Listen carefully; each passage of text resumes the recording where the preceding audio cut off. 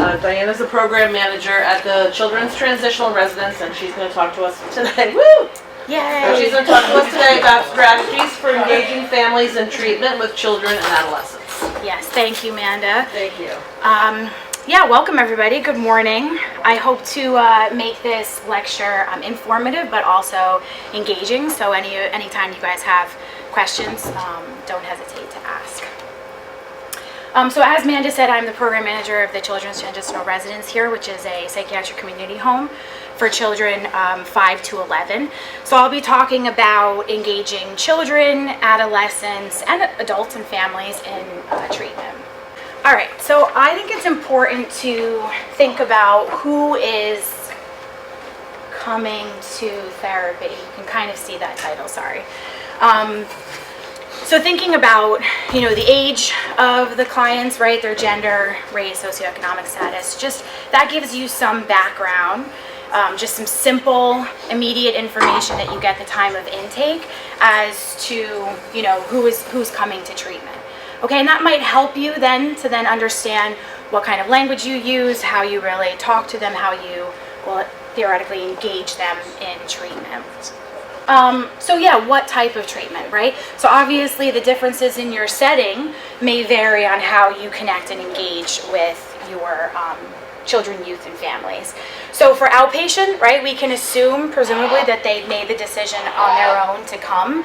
And if it's in fact like an adolescent or a child in treatment, obviously they may have been told by their parent that they need to come, but there's, some already like willingness or commitment to engage, right? You can kind of assume.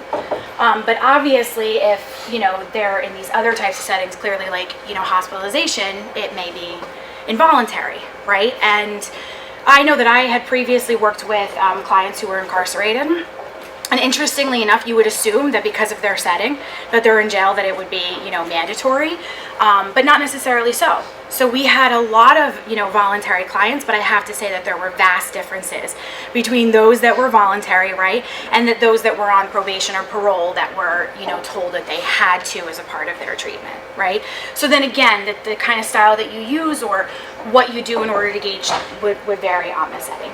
And of course, for residential treatment, which is my forte, our engagement process is, cyclical, and it happens over time, but even at the initial intake, when we're interviewing a child and family, is essentially where it starts, right? Where we're talking about treatment expectations, but more often than not, our families are exhausted, right? So when they come, I already know that at the time of the interview, and let's just say even the acceptance, and now they're being admitted to treatment, that at that point, they don't really hear all of the information that's been given to them, right? So I already know that even at the admission, I have just went over the entire handbook. This is like a 2-hour process where we've talked about expectations, attendance for treatment, right? What are the treatment goals, formulating treatment plans with your children, your involvement, how long the length of stay is. And I know that they probably only gained about 30% of what I just shared, right? Because they're obviously all of, they're very emotional. There's a lot going on. And the same is true for the children, right? I already know that our children are coming in with a history of trauma, right, and abuse, but being admitted into a residential program is traumatic, right? So now more trauma has just occurred, and now again, the way in which we engage with that child will vary because in and of itself, they're now in a new placement, and that's kind of scary, right? So I am a very big believer and proponent of being multiculturally aware. I can distinctly remember having courses in graduate school, and that's when it really kind of connected with me outside of developing my theoretical orientation. That really kind of helped guide what kind of treatment, but this really helped with understanding clients, in my opinion. So, multicultural awareness, there are some, but obviously we could add more to this list, but it is essential, I believe, in really understanding, again, who is your population, who are you working with. So some of the benefits, obviously, is that you have greater self-awareness, right? I encourage all of you to tap into your own cultures, right? Your own ethnicity, and really thinking about how that shaped you as an individual, and then, more so how it shapes you as a clinician, right? Because we know that we study things like transference and countertransference, and when you're reading it in a book, it sounds all well and good, but then when you're actually experiencing in session, you're like, whoa, and then when we kind of have to figure out where is that coming from, I'm sure we can kind of break it down to some of our own values and morals, right? Our own beliefs, our own, value system that is connected to our ethnicity and our culture. And even our gender, huge, right? If you are not aware that, you are a female or male and that you are now giving, therapy to the opposite gender, again, just in and of itself, what impact that has. So yeah, better, healthy interpersonal relationships. I say this to my staff all the time, that everything that we do at CTR is relational. Every facet of therapy and treatment that we are delivering has to do with our relationship with the children, right? Us in relation to them in relation to us. And that is where we find that we have the most effective treatment outcomes, where you can get full engagement throughout. But again, I think it's cyclical, and I think it's okay, and I want to say that it's understood that at times your clients might engage and then disengage, right? Because things that are happening, whether they are outside of what's occurring in the treatment setting, right, or things that have impacted in treatment, right? So it's not the end of the world, it's not doom and gloom. The hope is that you will just do what you need to in order to re-engage them, right? And better understanding what those barriers are. So yeah, you have better interpersonal skills, and we can challenge some of those stereotypes and prejudices. I remember being in graduate school, and we were having a discussion about stereotypes, and this one person just blurted out, well, stereotypes were there because they're actually true. Think about it. Think about every stereotype that you've heard, or maybe one that you have in your culture, and they're kind of true. And at first, it ended up, exploding into a much larger conversation from that, which you can kind of break it down. But, that's the whole point. If you sit here and you kind of adopt that belief system, right? And I'm not here to decipher what is true or what's not when it comes to that, but that could impact then the way in which you work with your clients, right? So if we believe that a certain, group is just resistant because, they just don't believe in therapy or whatever the reason may be, then obviously you're going to probably address that client and engage them in a different way. So yeah, it's so important to, promote harmony and cohesiveness and really help others to get along, because in all of our settings, maybe exclusive, of outpatient, right? Because they don't come together unless you're doing group therapy, but you really want, that group to get along, right? And it's important even in our setting, because part of our treatment involves interpersonal skills, right? So in some ways you're kind of modeling that and already teaching that for your clients and your families. And, little do you know that we're engaging them in treatment, but we're also teaching them a very important skill. Make sense? Yeah? Okay. Good. So yeah, it's an important attribute to helping to join and connect with families. But it's also really important that when you talk about, or when you understand, certain cultures and their rituals and norms, right? With that, you also understand who to talk to and why. And what I mean by that is, in certain cultures, right, if you have both parents and then the children in therapy, right, or a child, and in that culture it's a patriarch, so it might be appropriate, even though that adolescent is 16, let's just say. You might look at them and say, okay, you're 16, obviously you could articulate for yourself what brings you here to therapy. But if I know that this family's cultural, makeup, let's just say if they're Italian, like myself, right? And you have both parents in there, it might be more appropriate to address the parents first than the child. It's not that, you want to be dismissive of what what the child viewpoint is. You eventually ask, but it's kind of who do you talk to first? And that, again, is an initial way to just engage them.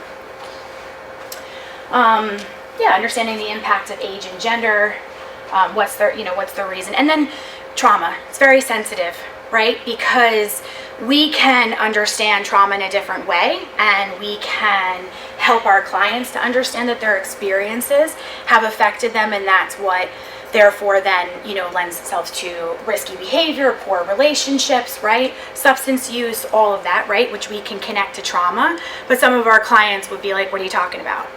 I mean, that's our norm. So we have gunshots that go off in our neighborhood all the time. That's not traumatic, right? So to those of us that don't experience that or don't really understand what it's like growing up in that environment, here we are, we're trying to engage our clients and be like, you don't not making the connection that, you see this violence happening every day, that this impacts you, because to them, that's not trauma, that's just life. Make sense? So I just put 3 groups in particular that we may encounter in treatment. Please do not think that this is just it. I just gave some examples. But my resource is Ethnicity and Family Therapy by Monica McGoldrick. I strongly encourage you guys to get that book. I think it's fantastic. It really helped me. And again, when I was coming in contact with a family, and I'll discuss a little bit about, Latinos families, for example. I mean, there are vast differences, right? There are some similarities within the culture, but you can't assume that a Cuban family is going to be the same as a Puerto Rican family, right? So this book really helped me. So then when I do have a new client, maybe that, I haven't necessarily had any experience with, I might, go to it as a resource, and it kind of helps to just talk about what are some of those cultural, norms and customs that might help you to engage with them. So I just kind of added some of those factors. And I think the big thing is that, as a family therapist, I'm always encouraging every member of the family to attend, and that's great. However, for example, with African American families, we shouldn't assume that that's a sense of resistance. Let's just say if, grandma's in the home and she's the primary caretaker, and then there's, mom, aunt, uncle, and there are these other people that are involved. It might be great to have all of them to come to treatment, but if they're not engaged, you might want to find a different intervention, or therefore just discuss what are those barriers, right? And I'll discuss the differences with some of those, logistical barriers, which might be transportation, but is it something deeper as to the reason why they're not participating in treatment? So yeah. So like I said, it's crucial to really differentiate the differences between all of the Latino families, because there are a lot. And again, there's one commonality, which is language, right? They all speak Spanish. However, there are different dialects, and with different dialects means, different meanings to certain words. The same is true in Italy. I remember hearing a word when I was in Italy, and I was like, why? We were, at a floral shop, and I thought that somebody was talking about a butcher, and it didn't really connect, but it was something, in reference to a tablecloth, and I was like, what? I'm still not making the connection, but okay. Those words mean different things, and again, it's in the same country, right? And we could say the same is true even in our country. In our environments, there are different slangs, right? Different words have different meanings. A part and a way it's so important to engage with your families is to also adapt their language, right? Their use of words and how they speak, because that's going to really help. If you just constantly use professional jargon, particularly with kids, you lost them, in one ear and out the other. They won't really make that connection. So use words that they're going to understand and be able to resonate with. But yeah, just in particular with this group, something that stands out is there's a deep sense of family commitment, right? So whereas in this culture, we might view enmeshment as being problematic, but it could be part of their cultural systems, and their subsystems, that to us as therapists working with them, we might want to help them, but we kind of have to, the way in which we do that in order to explain, to give them, clearer communication, to obviously have clearer boundaries, right? You don't want them to resist against that because they can't understand it, and being like, what do you mean that this parent, I need to know everything about my kids and my kids' kids and their kids and their kids, because that's what we do. We know everything, So again, there's differences there. There's a sense of obligation and responsibility to the family. So even if you're working with an adolescent that's 18, but you have a parent that's overly involved, that's still making decisions on behalf of that child, you're going to want to use their customs, morals, values in order to get them to engage, right? And you're going to want to pay attention to that. And this is a particularly sensitive group, right? Middle Eastern families, because, post 9/11, so much has changed, right, in our understanding of this group and, how to work with them. And again, I think it's important to understand their cultural values around religion, language, family structure, and marriage, right, which is vastly different from other cultures. And those variations obviously have, an impact on the way in which you're providing them treatment. Men are less likely than women to attend therapy. That doesn't, mean that they won't. They're just less likely. And if obviously you're a female therapist taking on, a male client who's of Middle Eastern origin, there might be automatic resistance, or there might be, this relationship in which that you cannot connect with them or join with them. But again, that's why it's important to help them I often say, have your clients teach you what their culture is, right? Help them, help you to understand what they're coming to treatment for and what they need to work on. And obviously in certain cultures, it's true across the board that certain things are just taboo, right? And shouldn't be talked about. Sexuality in this group is very taboo, so you don't discuss that. But obviously if you have a teen that's, in therapy and they have some of those issues and their parents are involved, that, there are just, you might want to tap into that. Thank you, Amanda. Sorry. Yeah, and just an approach to use with them, you might want to use a didactic or a structural approach rather than, deep insight and lots of talking or experiential. That's just not going to work, okay? So engagement, what is it? So, what do you guys think? I listed, is it what the provider does, the family does, how the family feels, the outcome? What do you think? Come on. Yes. Yes to what? All of them.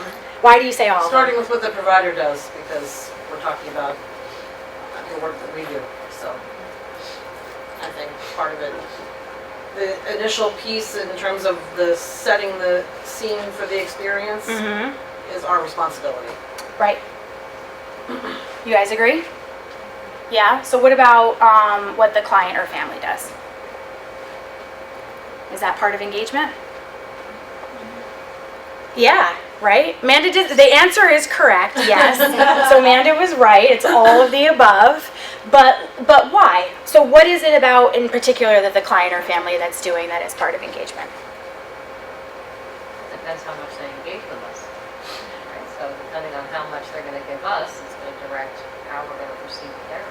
Absolutely, right? And that's why we're saying that this initial, that even just from the very first time that you meet them is so important, because it starts there, right? And how we can get that buy-in. But like I said, it's cyclical, because you might lose them at a certain time because there's something that is external that is happening, right? And now they're bringing it to treatment.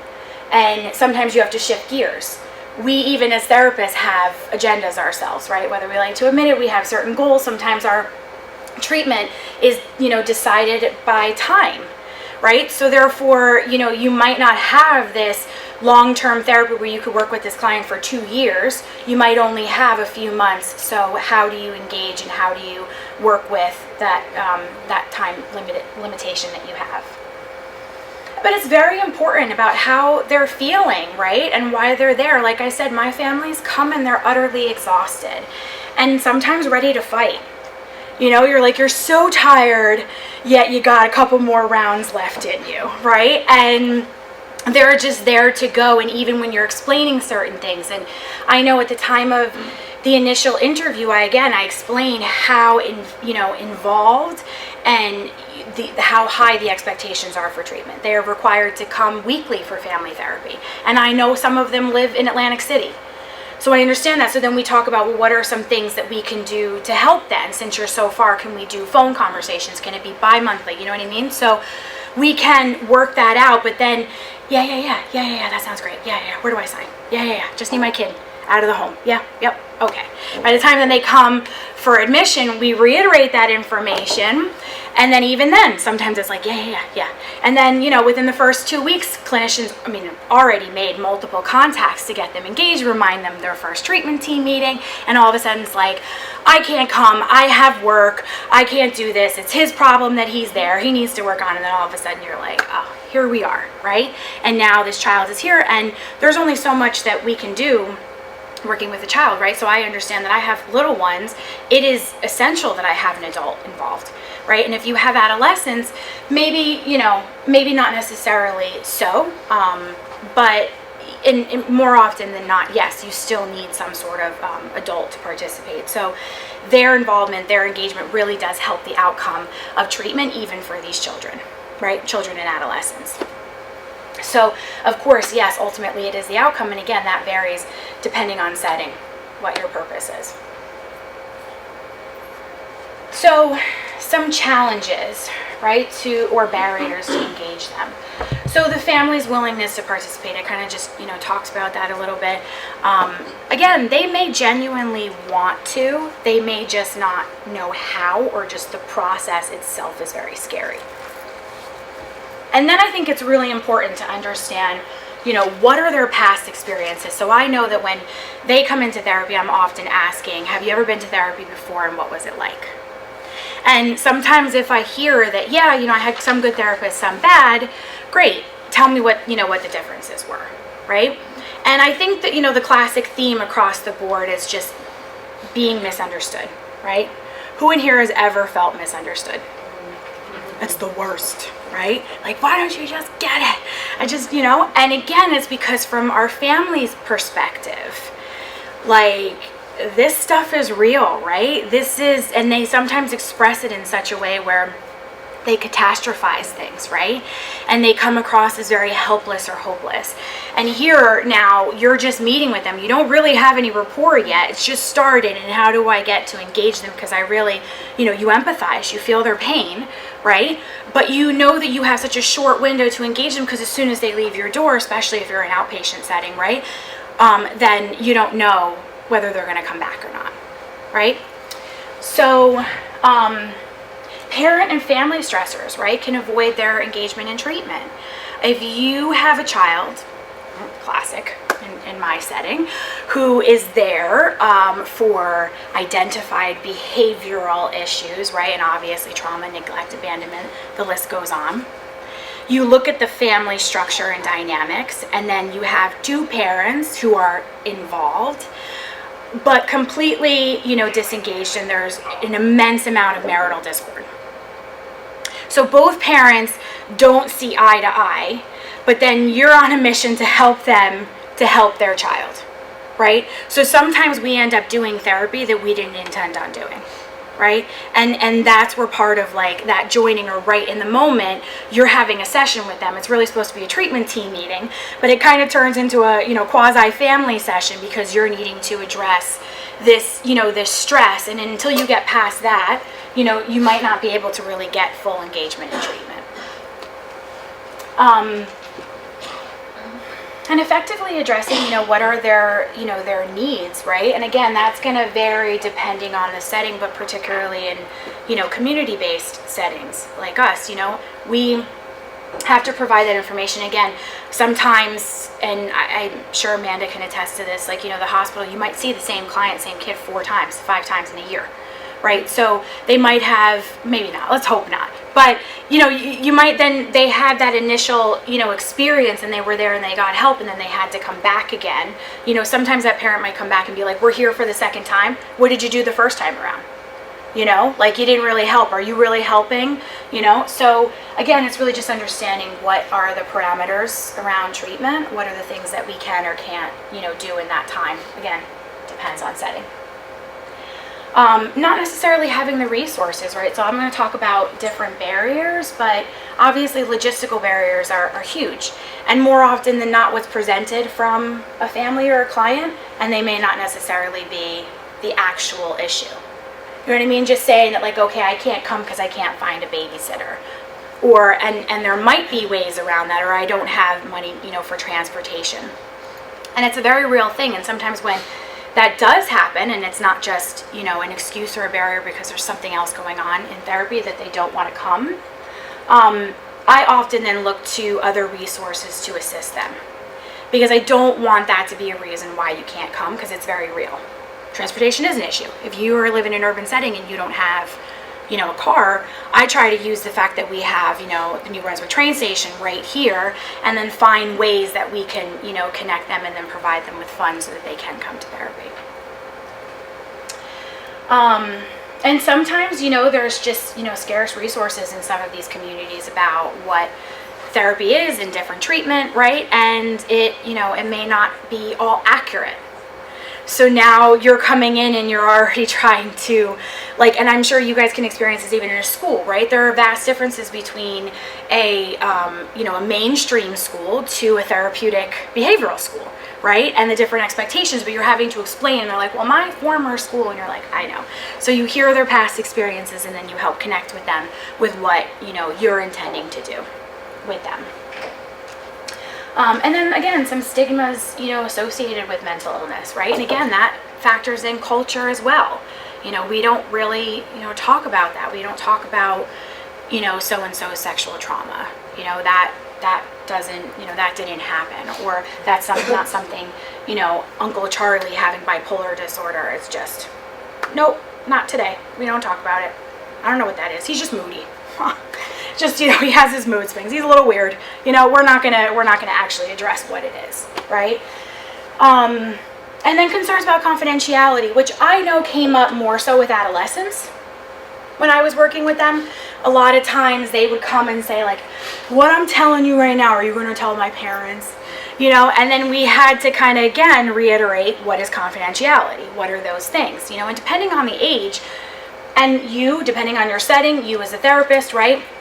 What your parameters are around that, and what, is open to be shared.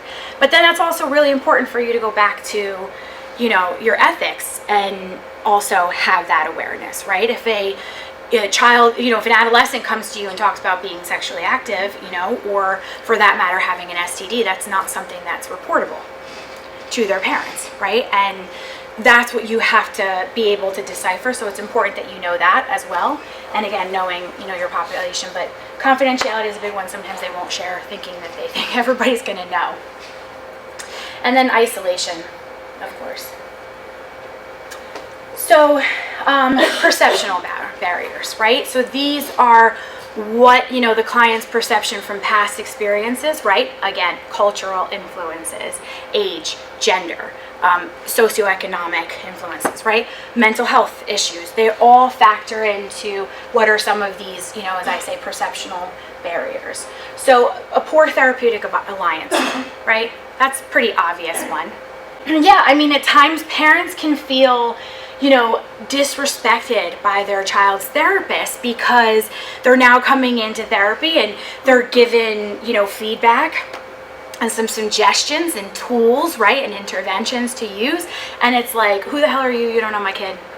I'm not coming back, right? And then all of a sudden they've been disengaged. And I always say, like in our treatment setting in residential care, that our children get healthier quicker than their families. So by the time they're, done with treatment, there's still a lot of work to do with, mom, dad, grandma, aunt, uncle, right? But again, their involvement and their engagement in therapy really does make all the difference on, what the outcome is after. So yeah, perceived need for treatment. Why do they think they're there? Right? Again, when you hear the parent's account of what brought their child to therapy, and then when you hear what the kids say, and it's profound and it varies across ages, and I tell you to this day, I still love the things that I hear from the kids. They're so immensely insightful.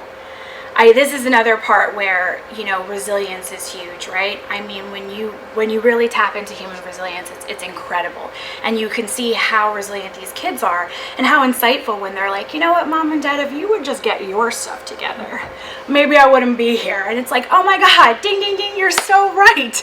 You're so right. That would be hugely helpful, because there's something inherently wrong when you have a 5-year-old that's being admitted to a psychiatric community home or hospitalization.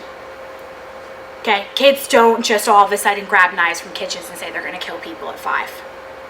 Something's up, right? So again, the engagement and the involvement of the parent is huge, because there's only so much I can do with that 5-year-old.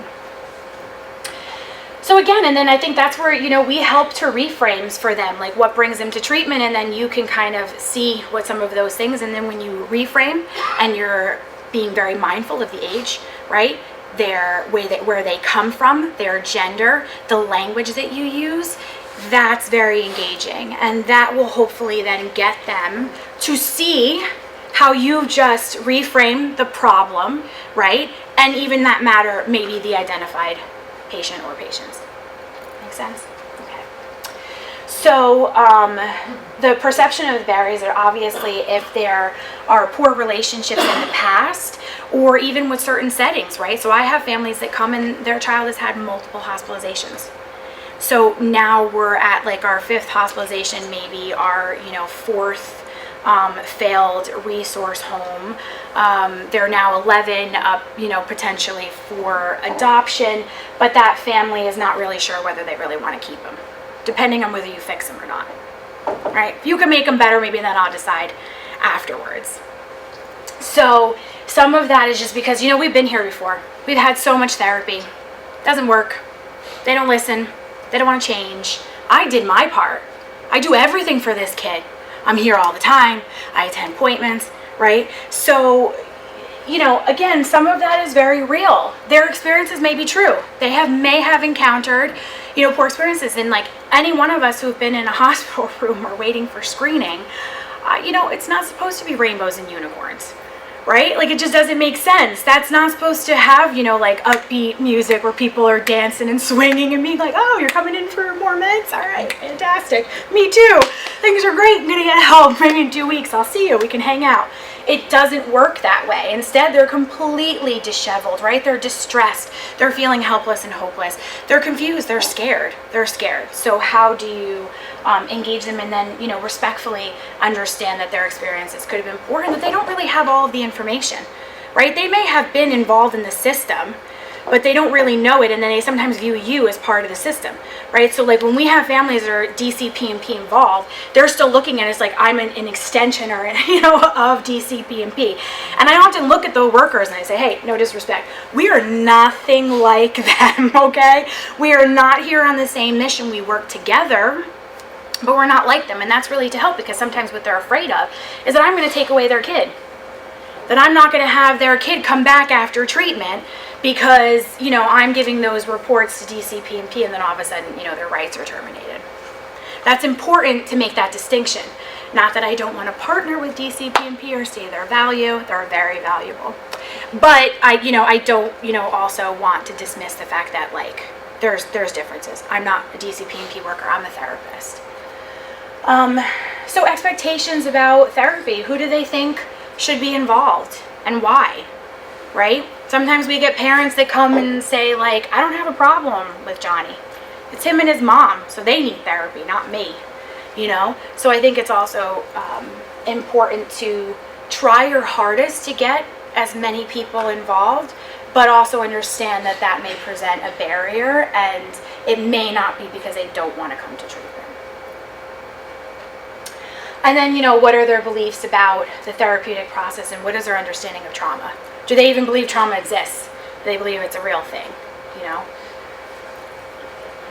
So for adolescents in particular, some of those barriers may be fear of labels, right, or stigma. I know when working with adolescents who were on probation, everything was connected to, what are you telling my PO officer? So, sometimes even in the course of treatment, you have to kind of help out because there is a real thing, fake it to make it. That's real. You know what I mean? You can just kind of go through it. And again, we can just let that ride and say, all right, it is what it is. This is the best we're going to get. Or we could try a little bit harder and really engage them and see if we can make some progress in treatment. Lack of knowledge about what are some of the mental health treatments that are available to them, and just knowing that the age of consent in New Jersey is 16. If you all remember when we were 16, when you had to make decisions about your mental health and engaging in therapy, I mean, I don't know, and then again, you have to think about their developmental, needs and where they're at and their mental capacity, right? Their cognitive, if there's any cognitive delays. Technically, by law, they can, sign stuff, but they may not necessarily understand what it is that they're doing.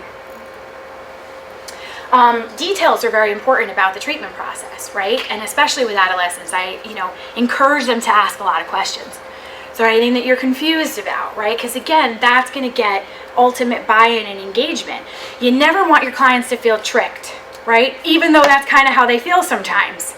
Like, I didn't really get all of this information. And you're like, yeah, but you did. I know it was hard for you to hear it, but you're here. And again, most of our settings outside of, involuntary hospitalization are voluntary, right? So you do reserve the right to leave if you don't want to be there. But we also know the detriment of that if families or children leave treatment too soon, right? So that's also another big piece. That's why engagement is so important. And then the stages of treatment are important. And again, obviously, big question, are the parents involved or not? That if they're, minimally involved, you already know how much you're going to get and how much you can do with that client. Obviously, if they're a little bit older, 17, 18, and they're in a residential setting and they need placement because they've decided for themselves and their family is in agreement with it, home is not the place to be, fantastic. Maybe they have the option to look for independent living. I can't say that's true for my little ones, 9, 10, 11. Like, you have to go back to that setting, or you have to figure this out on your own and be open to strangers, presumably, to make that your new family. I've kind of said a lot of this already, right? So it starts initially at the initial contact, understanding what their prior experiences were, what they really do need help with. And sometimes that also, again, there is an urgency at times and acuity with certain of our, certain clients, especially in hospital settings, right? It's just to get that, it's primarily to get them stable. There's no, it's not intended for intensive long-term therapy. So the buy-in, the joining, the, engaging them is short-term, and you have to kind of do it, quickly, in order to meet their needs, because some of it is just immediate. And then, other times you might have more room. And again, if they disengage, then how do you get them back into treatment? Because that happens with us too. Parents get mad, they're very frustrated, their kid's not changing, I'm doing everything I possibly can, she is still not working, I'm not coming back. And then you realize that the treatment has been stagnated for that child too, right? Because, they can only grow and get so much better when they have their family involved, that they can go and make it home. So, yeah, do not assume that, your families know everything about the system of care. So even for us, we have a care management organization. Who's heard of them, right? DCPMP. There's Family Support Organization, FSO, right? And these are all other, entities and extensions that all work together. We work collaboratively, particularly in a lot of our settings outside of, outpatient. It even happens in the school, right? So you really want to kind of help them to understand, again, like I said, the distinction between us not being DCPMP workers, but you also want to help them to understand what those resources are and how they're available, right? So when we're talking about some of those logistical barriers, you can have a care manager or a DCPMP worker that actually can help you and assist, and therefore it's not a barrier. If once that you problem solved and you figured that out, but they're still not coming to treatment, then you have to understand what is it, and that's probably a perceptional barrier that's being presented as a logistical barrier. Does that make sense? Okay. Yeah, and don't assume that they know what to expect in treatment or, what that's going to be like, right? They might, again, have some, some poor experiences, a lot of questions, and those questions may continue throughout the course of treatment. And no matter how many times you might have shared it with them, they still may not feel like they fully grasp everything that's involved. Of course, a therapeutic relationship is paramount, right? So again, and that depends, because I think even, and even just in my short time here and my experiences with the clinicians over at inpatient, and they have one of our kids and we're talking and working, our goals are different, but how we work collaboratively. And sometimes when I get feedback that my kid's parent was just reaming them out and screaming and yelling at them and then saying that they're horrible, it's kind of, it puts you in a bit of a pickle, right? Because in one sense, you want to support your organization. You obviously want to support your clinicians because you know that that's not entirely accurate, right? But you also want to validate your clients and what their experiences are, right? And then how can you connect that so again that you don't lose them and you understand that sometimes there's a fluidity to treatment.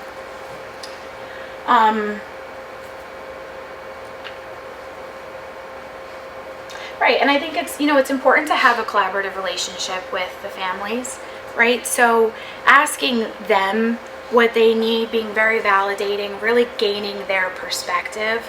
A lot of times with some, families that have extensive trauma, the theoretical approach I might use is like a narrative approach, right? So there's a lot of storytelling and really hearing their story and then literally helping them to rewrite their story, right? For future goals. These are times when we ask clients for miracle questions, right? If everything was your way, if you could wake up tomorrow and everything was exactly as it should be, what would that look like, right? Because you want them to feel very much a part of the process. Remember that rule of thumb that we learned in graduate school, we don't give advice. We don't tell people what to do, right? But sometimes, depending on your setting, you have to tell them, this is what I need you to do, right? This is what needs to happen for your child, right? So again, it's just the nuances of the different type of settings in therapy that you're delivering. So addressing some of those immediate and practical concerns, one strategy would be is when you're in therapy, get the next appointment right there and then, right? And again, they might be resistant. They might take out their phone and play around and say, let me check my calendar. I don't know, I got to get back to you. Try your hardest. And again, when you fully engage, you'll get an answer from them and you'll see it, but try your hardest to have them schedule that appointment before they go. Because, 9 times out of 10, there are times where they could forget, right? And that's why even then, follow-up calls are really important.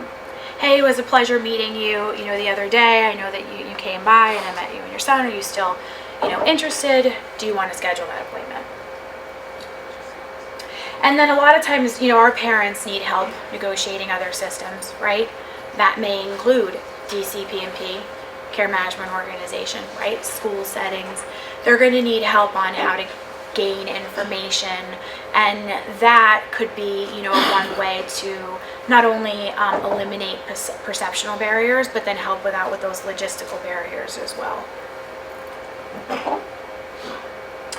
Responding to parents' concerns, can really provide an opportunity for them to feel heard, right, and understood. That's why we said it's really important, because and just like even the children, their perception of what the presenting problem is may be skewed, albeit that may be true, but it's really important for them to share their perspective of what's going on. And, the truth is that we can't solve all of their problems, right? So again, when you understand what your purpose is, and you bring it back to your setting, what your theoretical orientation is, what your understanding of clients, their presenting problems, who is the IP, what is your goal, then that's really going to help to guide you and really best understand how to help them and really meet their needs within the time that you have. And hope that that'll bring them back to therapy again, that's the other norm. We go to therapy, we resolve our issues, we leave, we feel better. We don't need it anymore, right? We've taken those skills and tools that we learn and we use them in practical life. Something happens, traumatic event, you lose your job, you break up with your relationship, right?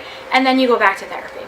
Because again, we hope that you had a good experience and that you're able to decipher, now things in my life are becoming unmanageable and I need help, right? So then therefore you hope to re-engage again in therapy. So we always want to leave them with a positive experience. So yeah, problem solve, right? So figure out, what is the issue, if there are some, with them coming, understanding again, what is it that they need, always coming from a strength-based approach, right? Positive encouragement is essential.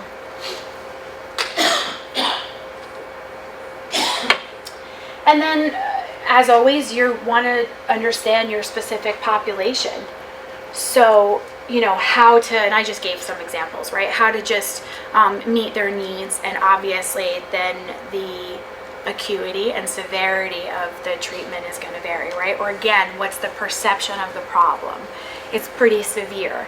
I have a child who's on the spectrum who, can't do X, Y, and Z. I feel hopeless. They need help. They cannot be in my home, right? It's like doom and gloom. They're already telling you, I can't. They're using terms that are absolute. Never, can't, will not.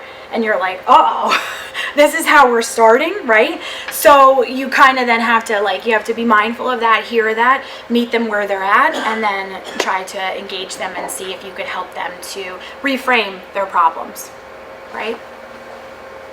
And a lot of times with parents and families, and it is true, even for some of those that you're like, I wish you would have really thought this through before you had children and, really understood what this would entail. But for the most part, you can still identify something positive and strength-based in that parent, right? We know that.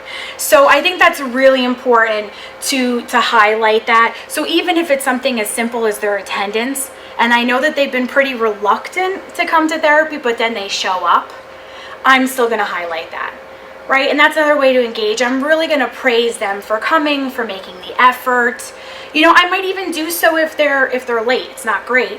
I might find a very strategic way of doing that, right? Where it's like, it's great that you're here.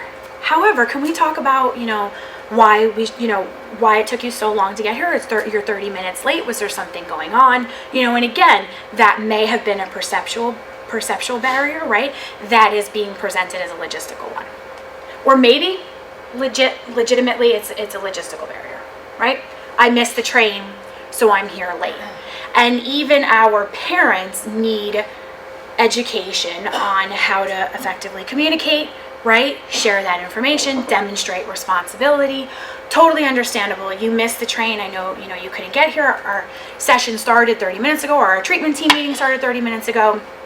Next time, can you just let us know? And then you might have to slip them another business card, right? And remind them again and help them exactly share that information so that hopefully they can give you a call next time and let you know that why they're late. And again, that's another way of joining and really gauging their commitment in treatment. And I kind of just threw this in here as just a friendly reminder again that the stages of change are cyclical, right? And I think obviously, as you could see, it's put this way because we have to, it's not linear, right? It's not A plus B equals C and then eventually we're going to get there. And I always say that the maintenance stage is by far the most difficult, right? And you can apply that to anything, any goal, any short-term, long-term goal that you even did for yourself, and what it means to be in the pre-contemplative stage, which is what we often get, right? Initially for treatment. Do I want to be here? Do I not? And then even when you do realize that there is a problem, you're even contemplating whether you can do this. Can I fully commit to, this whole process? And, but maintaining that and sustaining that change long term, I believe, is by far the most difficult. So therefore, you have to assume that relapse is a part of treatment, in my opinion. And I feel that to be very true when working with substance use. So if you're really going to believe that, your clients at no time, shape, or form are going to relapse, or even help them to understand what's the potential for relapse, what are the risks, what are the behaviors or people, places, and things that they previously had put themselves in, and how they have to change that. Change is a process. So, and the same is true when you're thinking about engagement in treatment, right? So they may have something come up that is a huge external barrier that now the thought of having to set aside that, hour in the week to go to therapy when they don't have a job just doesn't make sense to them, right? So the priorities have shifted. So now all of a sudden, their engagement and treatment might be minimal because they're like, oh, I have to worry about my light staying on, I could talk about my problems later. Or I could just use the neighbor next door, whichever one works. So I just kind of put that up there as a reminder. And that's that. The end. Any questions? Or maybe a family that you were working with and then you say some things and then that disrupts the engagement. Sure. That just happened to me recently. Yeah. Yeah. You want to share? I'm working with the family related to a teenager who's developing a sense of their identity as a transgender person. And the family has like very strong religious views that do not fit well with that. I mean, this is an area where I'm interested, where I've been working for quite some time, so I felt like it was a good sign that the mom brought her child to me, because I'm not going to do like reparative therapy or conversion, right? You're not? I'm going to do the opposite. Okay, good. But I don't know if it's going to work out. Because she says some things in sessions that are really, that in certain circumstances you would see as extremely invalidating of the child's identity or even the existence of such a thing. Yep. And so we're talking about it and sort of I'm trying to figure out, like, what side of this debate am I on? I mean, I think it's clear on the one hand. On the other hand, I can't really do that and also stay connected to this mom. So last time we had, she was asking some questions that were, like, honestly, questions I haven't probably heard a parent ask in 10 years. In terms of, like, outdated ideas about LGBT people in general. And so I was like, okay, if I answer these questions, it makes my position really clear. And so I actually said to the mom, I think we should just establish, right, that you and I both have different ideas about this. So maybe we can be open to each other's ideas and, see if we can work it from there. But then she canceled her next appointment. Yep. So true, Amanda. So I think we'll be seeing each other again. And actually her daughter said to me, my mom's not going to keep bringing me here when she finds out, like, that you're supportive. I was like, I think that was out there before your mom brought you here, so maybe there's like a hopeful piece of that. Right. But the kid was like, yeah, no, my mom's going to find people. When you start talking to my mom about this stuff affirmatively, like, she's not going to like it. Right. And you were, taking a very neutral position, right? And sometimes it's not even, what you said per se, because what you said was very inclusive, right? But then again, their perception of what, how they interpreted that was like, yeah, she's going to try to convert me. Yeah, I think it was clear that we were not on the same, we did not have the same philosophical perspective on this topic. Right, but you weren't... I tried to be as gentle as possible about it, but I definitely, I couldn't, she was asking me questions, and I had to respond in a way that sort of refuted, not aggressively, but, it's like, it's like, isn't this an abomination? Well, it depends on how you look at it. According to scientists, and that includes, like, the American Academy of Child and Adolescent Psychiatry, and the National Association of Social Workers, and the APA, right? Like, most professionals agree that it's not, we don't kind of perceive it in that way. But so I definitely had to come across, in a way that opposed some of her views, just in order to answer her questions. Sure. Well, don't our clients want you to agree with them? Right? They're like, you're my therapist, you're supposed to agree with me. You're supposed to think I'm right. Even when they come and they share another, their version of what happened, even let's say if they had an argument with their partner, or in this instance, parent-child, right? They want you to agree with them. And then when you don't, all of a sudden it's like, therapist no good for me, gotta get a new one, right? And it's nothing that you did or said, but that's the reality of what we do, and I have had to accept that harsh reality as well, and it does feel disheartening because you're like, damn, I really more the reason why you need to be here, because I'm so afraid now you're going to go to, look at, electroconvulsive therapy, afterwards. You're going to try to hunt that down in, Alabama. I don't know. I just threw that out there. Like, there you go. You hear that in West Windsor. Exactly. So you're going to now go and seek that out because your perception of, what occurred is that, your therapist didn't listen to you, doesn't agree with you, they're wrong, we're done, right? I mean, yeah, and that's a little bit more, convoluted, and I think because that's huge, right? And I had that same experience recently, which I also was kind of flabbergasted by, but this was working with an entire family of eating disorders. And this was just making a recommendation from a psychiatrist calling me, telling me, I am extremely alarmed that our client has lost 7 pounds in a week, and that, several months ago I had asked the family to get a dietitian because she's not following her meal plan. She was in a program before, came home, and then I came into the picture to do in-home therapy. And there was really no help from the program. There was really no connection when this child was transitioning, back home, how she was going to, maintain her meal plan with her family. So I was put in there from the care management organization, and the presenting problem was just, yes, that the IP, this 17-year-old girl has an eating disorder, and she comes from a blended family system. She's currently now living with her dad and her stepmom, who've been married and have another child that's 8 years old.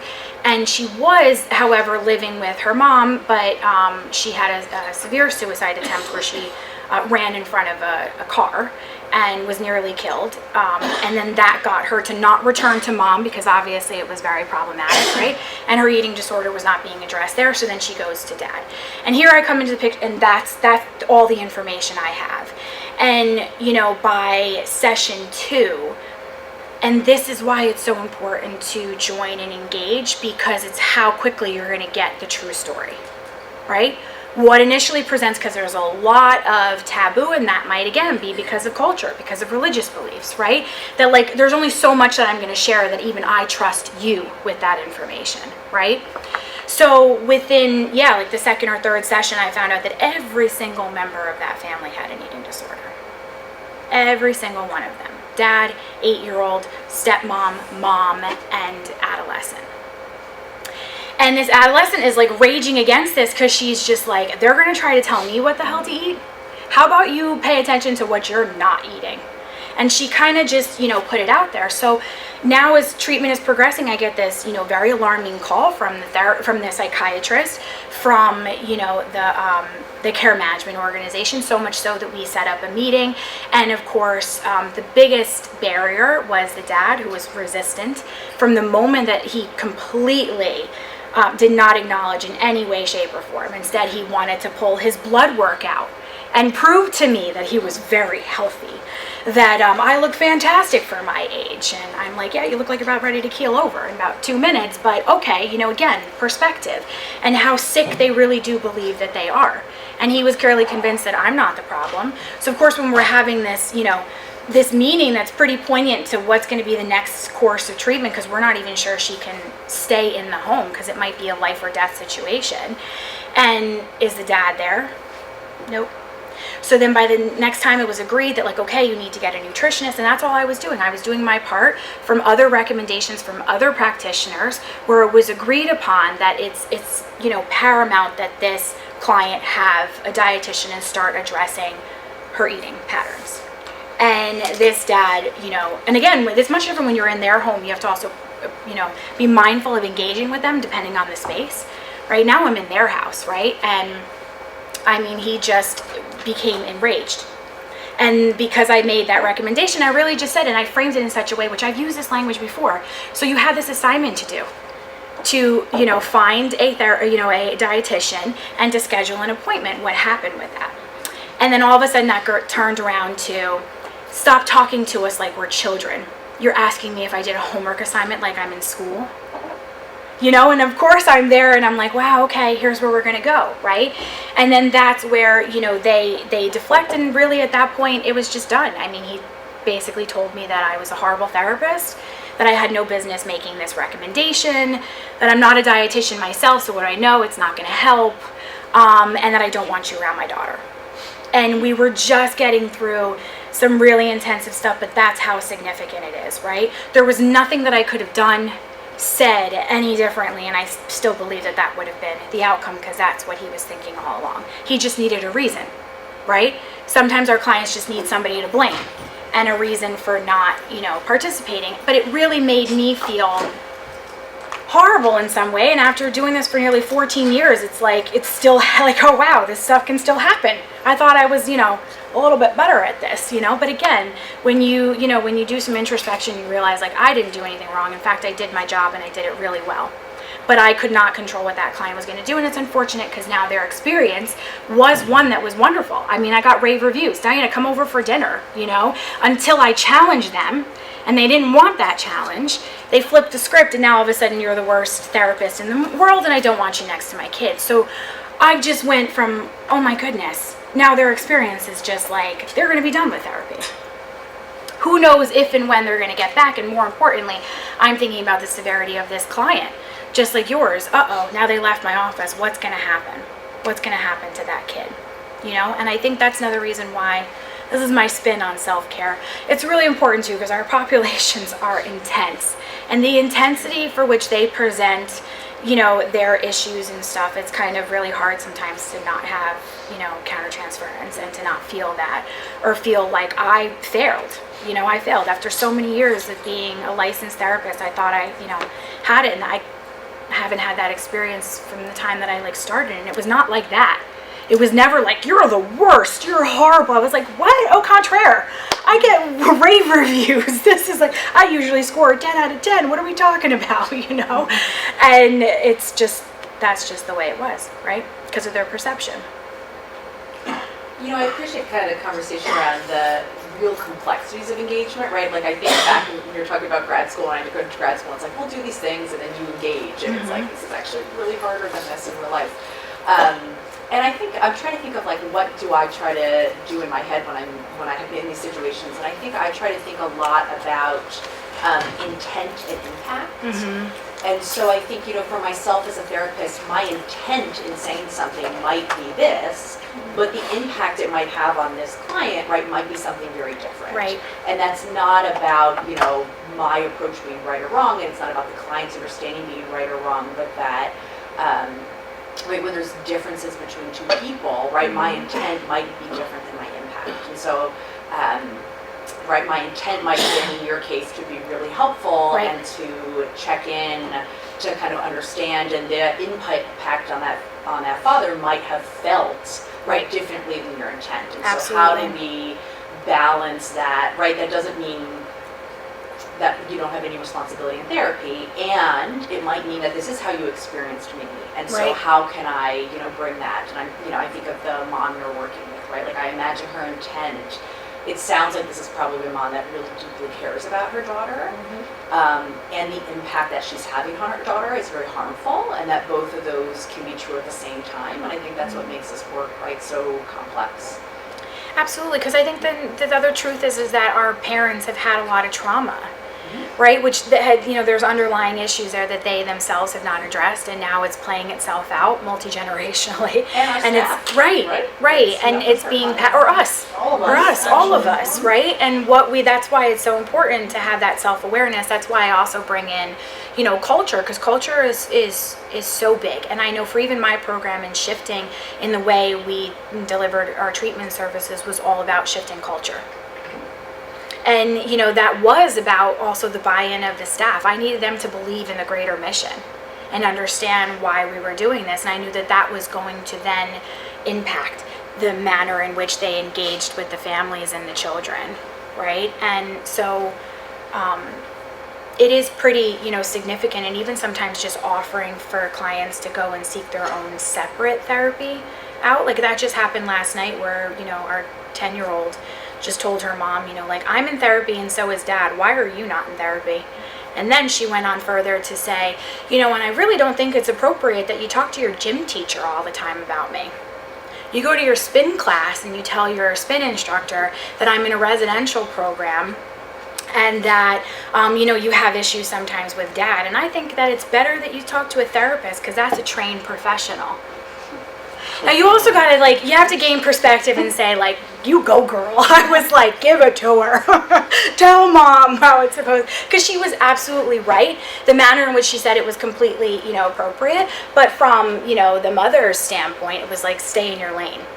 And the fact that, I praised the child for such, for articulating herself so well. And for saying that, obviously, pissed off mom. So she's turned to me and she's like burning holes into my face with her eyes. And it was just kind of like, again, my intent was really good. It was important to be validating, at that point. But, how it's perceived and how it's going to be taken is very different. Because again, what's their perspective of the problem? Clearly this parent, she shows that she cares in the best way that she knows how, right? So, and therefore, she shows some commitment, but the actual shift in what we're looking for to change is very, very difficult and probably going to take a long time. And for that matter, won't happen in my setting. And that's a reality too, right? So even when you feel like the work is not done, that's why you kind of have to think, what's the best that I can do in this time frame that I have? Because I hope that they had a good enough experience that they can go and get help somewhere else too and carry this on and get outpatient. So yeah. It's a forever thing. It's a forever process engaging them, right? And getting them involved. Because like I said, our pops are not easy. So kudos to everybody in this room that does the work that they do, because it's truly impactful, even if it doesn't feel like it every day. It really is, because not very many people can do what we do and develop the tough skin that we can. Because we hear a lot of stuff, right? And we have lives too, but to have the ability to, empathetically and genuinely, share compassion for our clients is huge. So you should all be proud of the work that you do. I know I am. Okay, I think I'm going to stop talking. Thank you. Thanks. Thank you.